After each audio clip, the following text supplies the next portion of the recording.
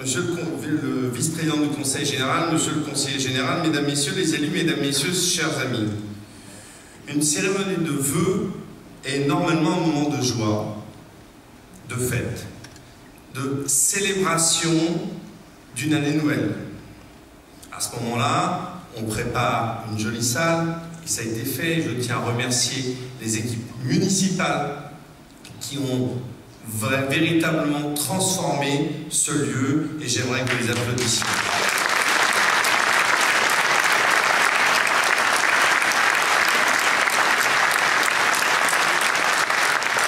On décore donc un lieu, on prépare un discours, on écoute les rumeurs, on écoute ses directeurs quand on parle de finances, on met en avant les réalisations de la majorité municipale, on critique les adversaires politiques, et puis on fait attention aussi aux campagnes électorales, parce que cette année, il y a les départementales, donc on n'a pas le droit de parler du conseil général, on n'a pas le droit de parler des collèges, on n'a pas le droit de parler du social, et puis on parle déjà des régionales, donc on ne parle pas des lycées, on ne parle pas des transports.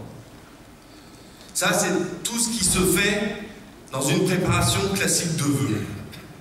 Mais, et il y a un mais. Et c'est pour ça que je voulais que les élus soient avec moi sur scène, parce que vous remarquerez qu'ils ne sont pas seuls, ils sont avec des drapeaux en berne. Il y a un mais, parce que ce mercredi, un drame s'est déroulé. Un drame qui a touché l'ensemble de nos compatriotes par sa violence inouïe et aveugle. Un drame qui a choqué par sa barbarie. Un drame qui nous empêche de faire comme si rien ne s'était passé. Et donc, cette cérémonie de vœux, pour moi, je l'ai transformée de fait en hommage. Et vous comprendrez le caractère solennel de cet événement. Un drame qui fait qu'aujourd'hui, ce qui nous rassemble, finalement, c'est pas d'être autour d'un banquet, de se raconter, de se dire des confidences, mais finalement le besoin d'être rassemblés. Vous me voyez ému parce qu'hier je disais aux agents que parmi les 17 morts abattus, il y a un jeune policier que j'avais connu ici en Seine-Saint-Denis, qui était en bac 93, qui ensuite est parti à Sarajevo, qui ensuite est parti à Kaboul, et qui finalement a fini abattu dans une salle de rédaction. Et vous comprendrez l'émotion. Mercredi, 12 morts, journalistes, dessinateurs, connus ou moins connus, policiers, simples citoyens. Des dizaines de blessés, parfois graves. Jeudi, une policière municipale, et je pense aux nôtres bien évidemment, qui périssait parce qu'elle avait simplement obtenu l'uniforme sur elle et qu'elle faisait son travail sur la voie publique. Et un agent de service technique de la ville de Montrouge qui était blessé. Vendredi, 4 autres personnes ont nouveau péri et plusieurs dizaines de personnes ont été blessées.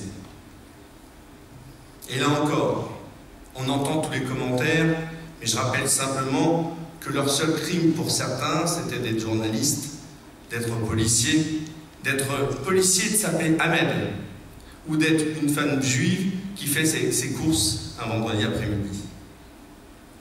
Cette spirale mortifère a heureusement cessé hier soir, et je veux rendre donc ici un hommage solennel et appuyé dans un premier temps aux forces de sécurité.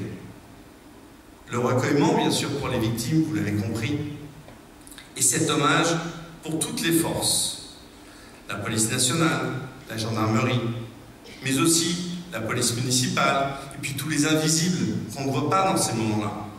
Le SAMU, les pompiers, ceux qui font des enquêtes, les services des villes, qui contribuent à ce que la machine de l'État réponde à l'horreur. Ça a été un travail exceptionnel qui a été mené, et quand on voit le courage de certains, respect.